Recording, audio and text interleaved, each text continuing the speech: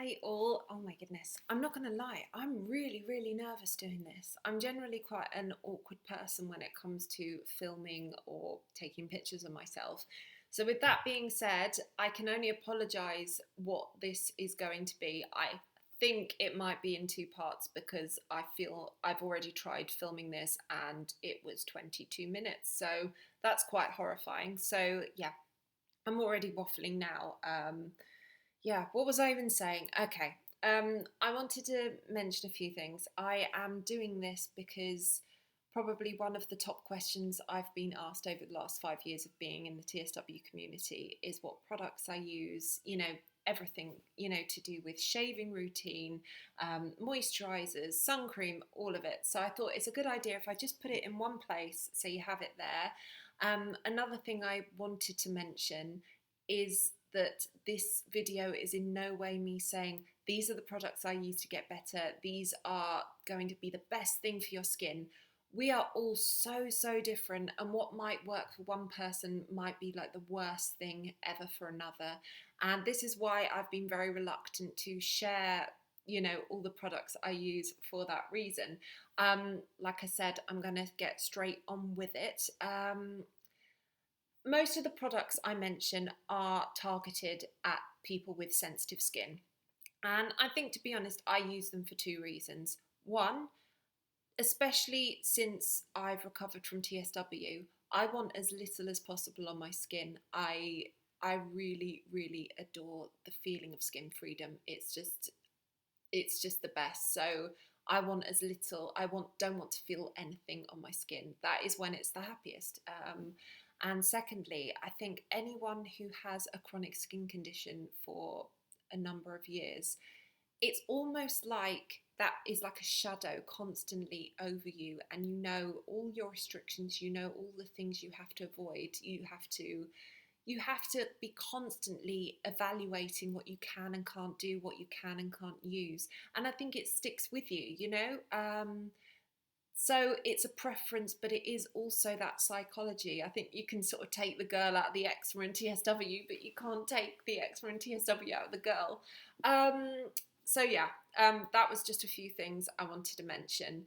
I have no idea what I'm talking about, so just put that in mind as well. And it'll probably be quite rambly.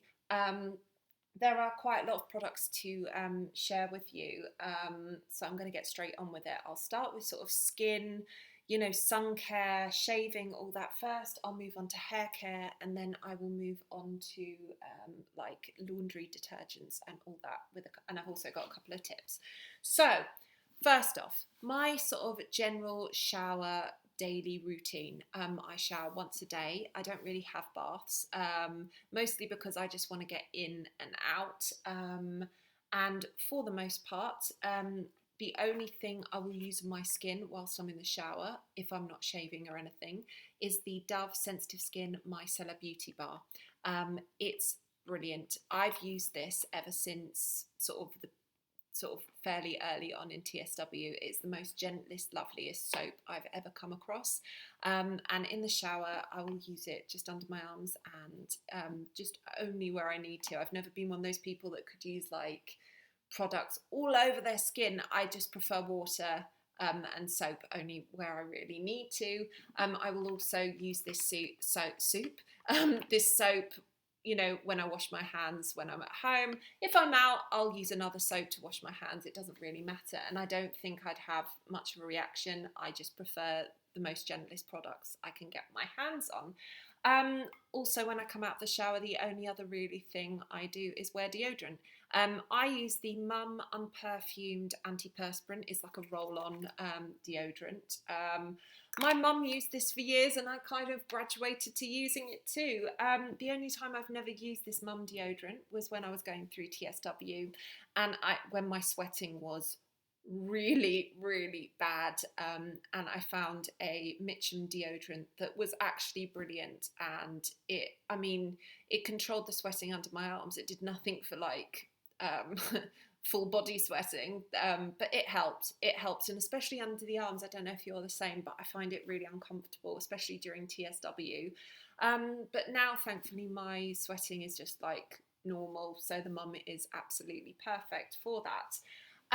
Another thing I will use after the shower or just before going out is sun cream. I mean, I'm very redheaded.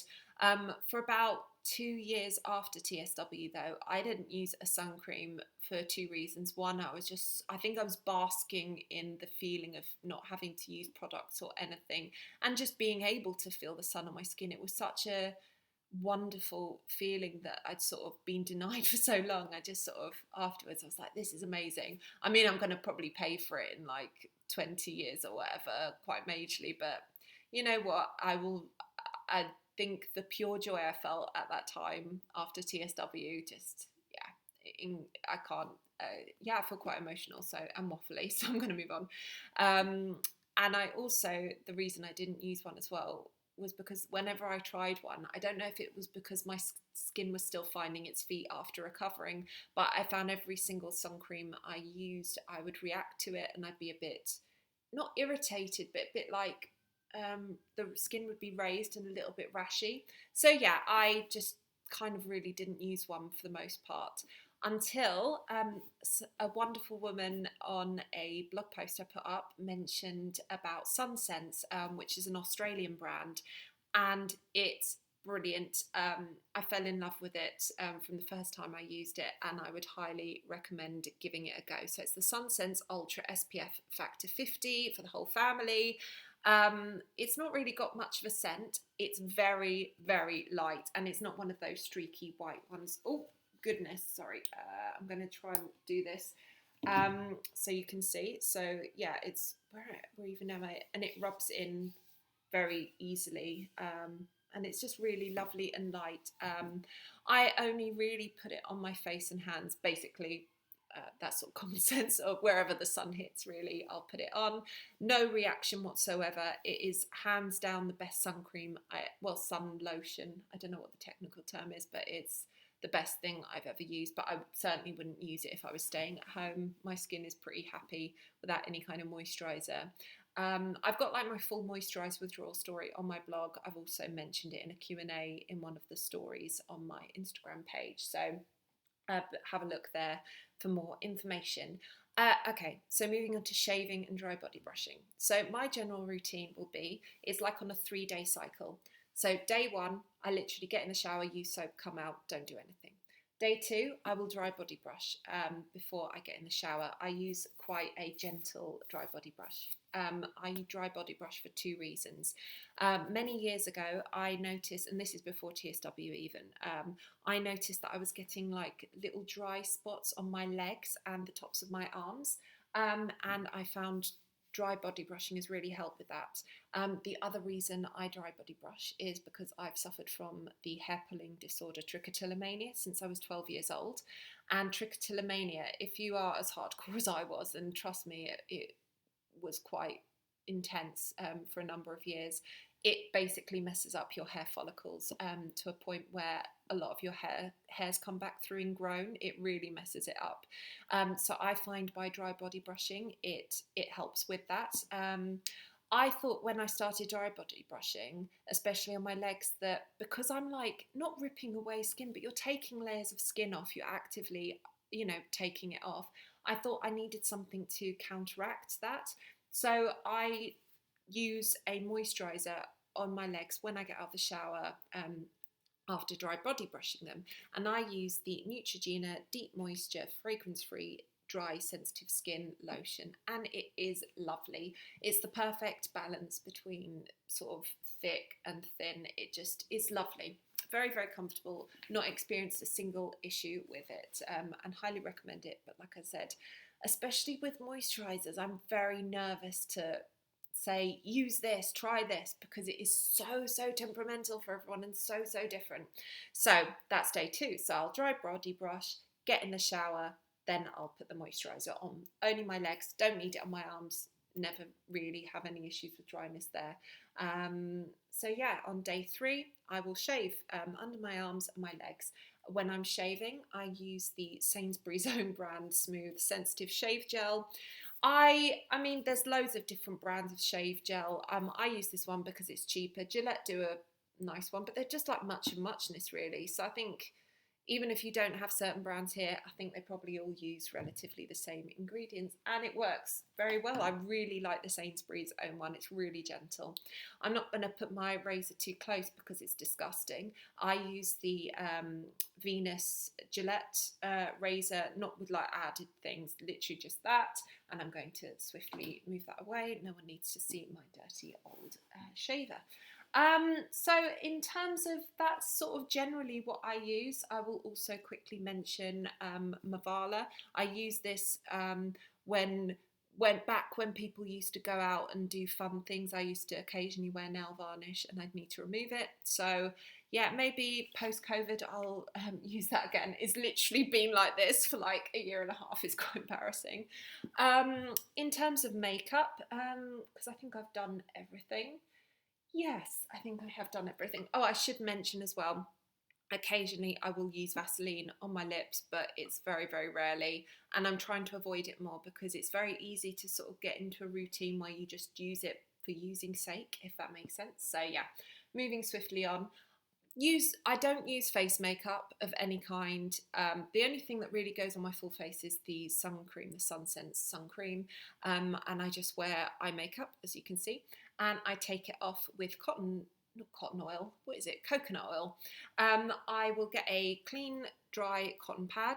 I'll put a little bit of coconut oil on the pad, I'll wipe it off, it comes off beautifully.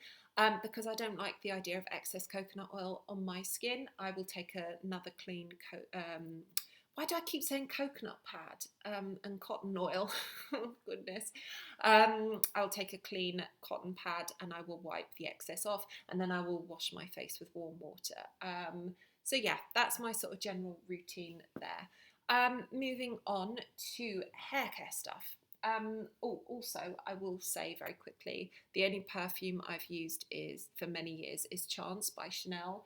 But just like anything else, I mean, I haven't really used perfume in a very long time because of COVID and all that. So yeah, once COVID is better, I will return to that.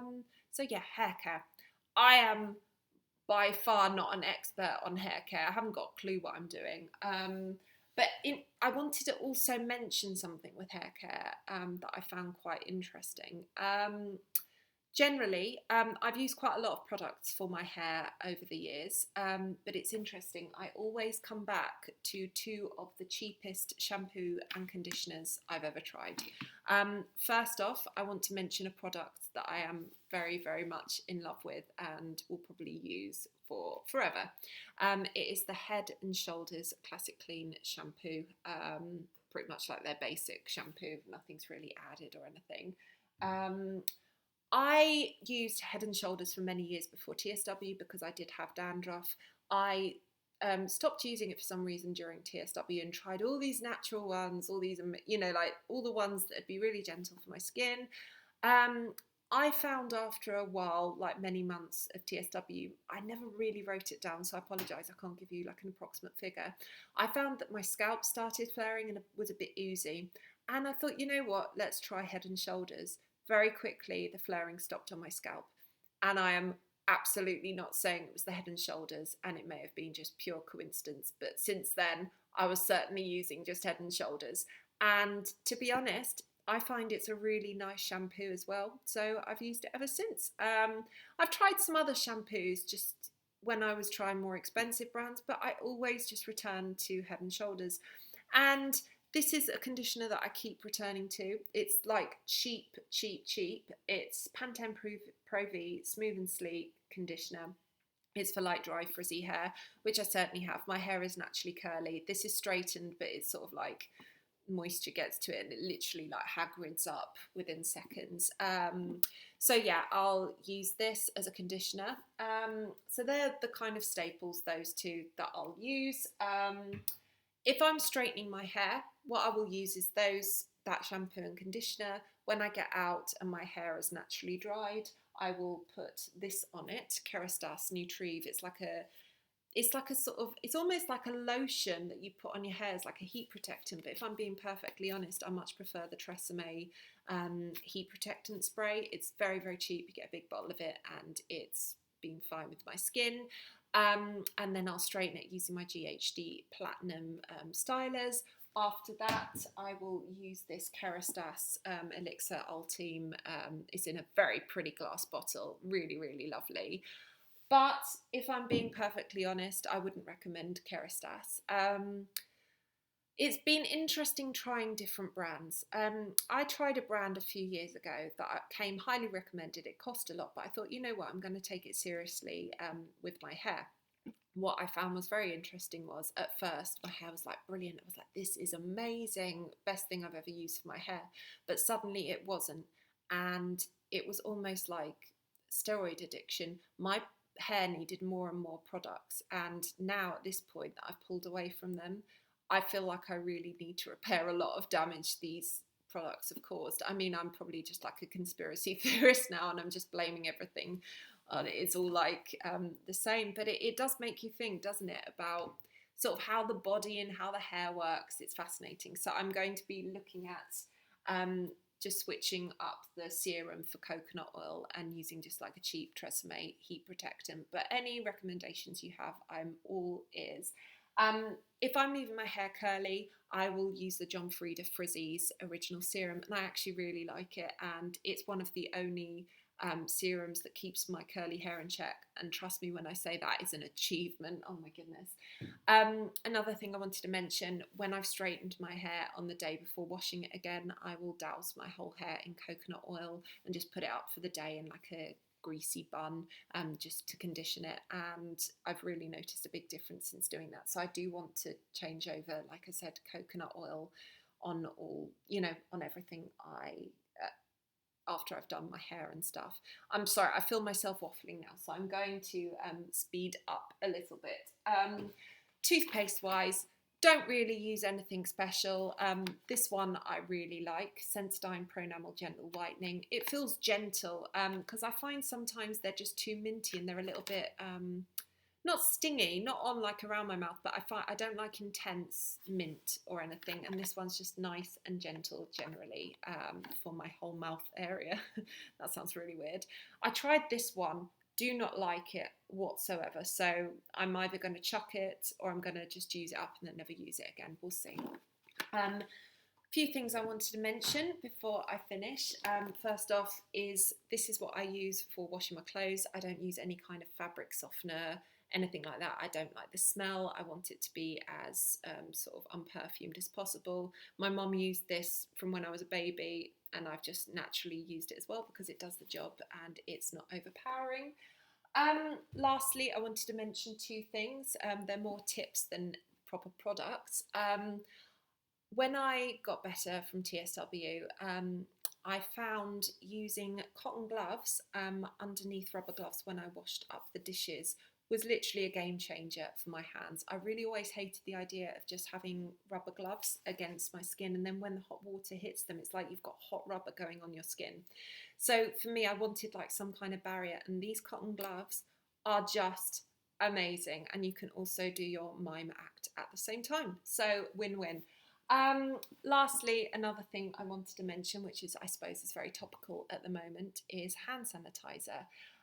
With hand sanitizer, I use one that has got propylene glycol in it. I don't know how to pronounce this, which I know is not good, but what I found is I've got into a routine where after I keep my gloves on, but if I'm using self-serve, I'll just use that part of my hand, and then afterwards I'll just put a blob of hand sanitizer there, and I don't need to use it on all my hands.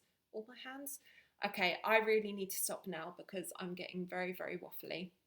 God, so this is going to be in two parts. I am very, very sorry. I hope it's been helpful.